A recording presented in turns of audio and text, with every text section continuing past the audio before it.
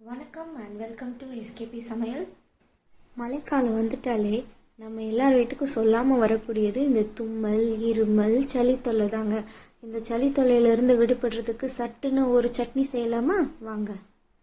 மழைக்காலம்னு மட்டும் இல்லைங்க, எப்போ வேணும்னாலும் நம்ம வீட்டில் யாருக்காவது சளி பிடிச்சிருந்தது அப்படின்னா இந்த சட்னி செஞ்சு கொடுங்க, ரொம்ப நல்லாயிருக்கும். இதை நான் ஒரு கஷாயம் போட்டு கொடுத்தேன்னு வச்சுக்கோங்களேன், எங்கள் வீட்டிலன்னு மட்டும் இல்லைங்க, பெரும்பாலான வீட்டில் யாரும் அதெல்லாம் சாப்பிட்றதில்ல. என்னோடய குழந்தைக்கெலாம் கஷாயம்லாம் கொடுத்தேன்னா ஓடி போயிடுவா.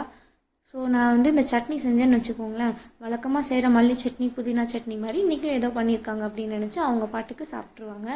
நல்லா டேஸ்ட்டாகவும் இருக்கும், ரொம்ப ஒன்றும் பெருசாக வித்தியாசம் தெரியாது. சீக்கிரமாக சளி தொல்லையிலேருந்தும் ரெக்கவர் ஆகிடுவாங்க. இட்லி, தோசை, சப்பாத்தி எல்லாத்துக்குமே ரொம்ப நல்லாயிருக்கும். இதை நம்ம துவையல் மாதிரி வச்சு கூட வெரைட்டி ரைஸ்க்கு சாப்பிட்லாம், டேஸ்ட்டாக இருக்கும். தேவையான பொருட்கள்: அரை முறி தேங்காய், அப்புறம் சின்ன வெங்காயத்தை பொடி பொடியாக நறுக்கி எடுத்து வச்சுருக்கிறேன் தாளிக்கிறதுக்கு, அப்புறம் கடுகு, உப்பு, அதுக்கப்புறம் மல்லி இலை, கருவேப்பிலை, பச்சை மிளகாய் உங்கள் காரத்துக்கு தகுந்த மாதிரி சேர்த்துக்கோங்க. நான் சின்னதாக ஒரு 7 மிளகாய் எடுத்து வச்சுருக்கிறேன். இதுக்கப்புறம் நம்ம சேர்க்க வேண்டிய ஒரு முக்கியமான பொருள், அதுதான் கற்பூரவள்ளி இலை. கற்பூரவள்ளி அல்லது ஓமவல்லி அப்படின்னு சொல்லுவாங்க. இப்போ இந்த செடியை பார்த்தோன்னே உங்களுக்கு ஞாபகம் வந்திருக்கும், இப்போ ஏன் இதை சளி தொல்லைக்கு சொல்கிறேன் அப்படின்னு. இப்போ இந்த கற்பூரவல்லி இலை ஒரு பெரிய கைப்பிடி அளவு எடுத்து வச்சுருக்கிறேன். நல்லா தண்ணியில் அலசி எடுத்து வச்சுக்கோங்க. இந்த கற்பூரவல்லி இலையை நம்ம காம்போடு சேர்த்து கூட பயன்படுத்தலாம். இப்போ இந்த சட்னி எப்படி செய்கிறதுன்னு பார்க்கலாம் வாங்க. ஃபஸ்ட்டு ஒரு பாத்திரத்தில் ஒரு 1.5 டேபிள் ஸ்பூன் அளவு நல்லெண்ணெய் ஊற்றிக்கிறேன். பச்சை மிளகாயை காம்பை ஆஞ்சிட்டு இந்த மாதிரி ஒரு கத்தி வச்சு நடுவில் கீறி விட்டுக்கோங்க. அப்போ தான் நம்ம எண்ணெயில் போடும்போது தெரிச்சு விழாமல் இருக்கும். இப்போ எண்ணெய் சூடாயிடுச்சு. எண்ணெயில் நம்ம கீறி வச்சுருந்த பச்சை மிளகாயை ஃபஸ்ட்டு போட்டு லேசாக கிண்டி விட்டு வதக்கிக்கலாம். பச்சை மிளகா நல்லா வதங்கிச்சு. இப்போ நம்ம அலசி எடுத்து வச்சுருந்த கற்பூரவல்லி இலையும் இதோடு சேர்த்து நல்லா வதக்கிக்குவோம். அப்படி கூட நம்ம மிக்ஸி ஜாரில் போட்டு அரைக்கலாம். ஆனால் அதை விட இந்த மாதிரி செஞ்சோம் அப்படின்னா தேங்காயோட நல்லா மிக்ஸ் ஆகிடும். சாப்பிடும்போது நமக்கு எந்த வேரியேஷனும் இருக்காது.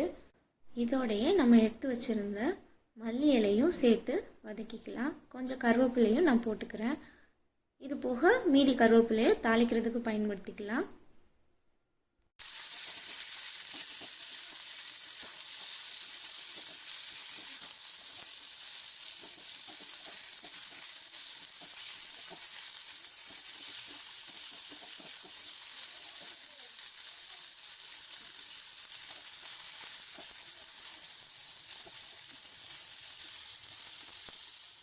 கரெக்டாக ஒரு 2 நிமிஷம் நல்லா கிண்டி விட்டு வதக்குனாலே போதும். அந்த இலையெல்லாம் கொஞ்சம் சாஃப்ட் ஆகிடும். இந்த ஸ்டேஜில் நம்ம அடுப்பை ஆஃப் பண்ணி இறக்கி வச்சு ஆற வச்சிடலாம்.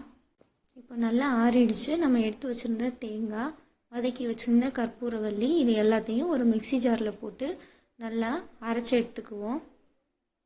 இதோட தேவையான அளவு உப்பையும் சேர்த்து அரைச்சிடலாம். இதே சட்னியில் கொஞ்சம் பொரியல்ல போட்டு கூட நம்ம அரைச்சிக்கலாம். அது நம்ம டேஸ்ட்டுக்கு தகுந்த மாதிரி தான். இதோட டேஸ்ட்டு கிட்டத்தட்ட எப்படி இருக்கும் அப்படின்னா, நம்ம வெள்ளைப்பூண்டு போட்டு சட்னி அரைச்சோன்னா எப்படி இருக்கும், ஒரு காரத்தன்மை இருக்கும் இல்லையா, அது மாதிரி தான் இருக்கும். சட்னி நல்லா அரைச்சாச்சு. இப்போ நம்ம தாளிக்கலாம். ஒரு பாத்திரத்தில் 1 டேபிள் ஸ்பூன் அளவு நல்லெண்ணெய் ஊற்றிருக்கேன். எண்ணெய் காஞ்சதும் அதில் கடுகு போடுறேன். இப்போ இது நீங்கள் துவையெல்லாம் செய்கிறதா இருந்துச்சுன்னா கடுகோட கொஞ்சம் உளுந்தம்பருப்பும் சேர்த்து போட்டு தாளித்து அதையும் அந்த மிக்ஸி ஜாரில் போட்டு அரைச்சி எடுத்துட்டிங்கனாலே போதும், ரொம்ப டேஸ்ட்டாக இருக்கும். இப்போ கடுகு பொரிஞ்சிருச்சு. நம்ம நறுக்கி வச்சுருந்த சின்ன வெங்காயத்தை இதோடு சேர்த்துக்கலாம். சின்ன வெங்காயத்தை நல்லா கிண்டி விட்டு வதக்கிக்குவோம். பொரிகடலை போட்டு சட்னி செய்யும்போது தேங்காயையும் பொரிகடலையும் ஃபஸ்ட்டு மிக்ஸி ஜாரில் போட்டு நல்லா அடித்து எடுத்துக்கோங்க. அதுக்கப்புறமா நம்ம வதக்கி வச்சுருந்த கற்பூரவல்லி இலையை அதோடு சேர்த்து போட்டு சட்னியாக அரைக்கணும். அப்போ தான் பொரிகடலை நல்லா அரைப்படும், இல்லாட்டி பொரிகடலை முழுசாக இருக்கும். வெங்காயம் நல்லா வதங்கிடுச்சு. இப்போ நம்ம கருவேப்பிலை சேர்த்து வதக்கிக்கலாம். இதோட கொஞ்சம் மல்லி இலை போட்டும் நம்ம தாளிச்சிக்கலாம். கற்பூரவல்லி இலையிலேயே கொஞ்சம் காரத்தன்மை இருக்கிற மாதிரி தான் இருக்கும். அதனால் பச்சை மிளகாய் சேர்க்கும்போது கவனமாக சேருங்க, நிறையா சேர்க்க வேண்டாம். நீங்கள் எடுத்து வச்சுருக்கிற தேங்காய்க்கு மட்டும் பச்சை மிளகாய் சேர்த்தாலே போதும்.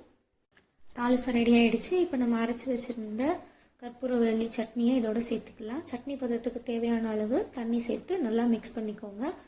இப்போது சளி தொல்லையிலேருந்து விடுபடுறதுக்கு சூப்பரான சட்னி சட்டுன்னு ரெடி ஆகிடுச்சு. எங்கள் வீட்டில் எப்போதும் வாரத்தில் 2 அல்லது 3 முறை இந்த சட்னி செய்வோம். எல்லா வீட்லேயும் துளசி செடியை எப்படி மகத்துவம் வாய்ந்ததுன்னு சொல்லி நம்ம வளர்க்குறோமோ அதே மாதிரி மருத்துவ குணம் நிறைந்த இந்த ஓமவல்லி செடியையும் நம்ம வீட்டில் வச்சு வளர்க்கலாம். ரொம்ப ஈஸியாகவே வளர்க்க முடியும். ஒரு சின்ன குச்சி கிடைச்சா கூட அதை நம்ம ஊனி வச்சு ஈஸியாக வளர்த்துடலாம். உங்களுக்கு இந்த ரெசிபி பிடிச்சிருந்ததுன்னா மறக்காமல் லைக் பண்ணுங்கள். உங்கள் ஃப்ரெண்ட்ஸ் அண்ட் ஃபேமிலி மெம்பர்ஸ்க்கு இந்த ரெசிபியை ஷேர் பண்ணுங்கள்.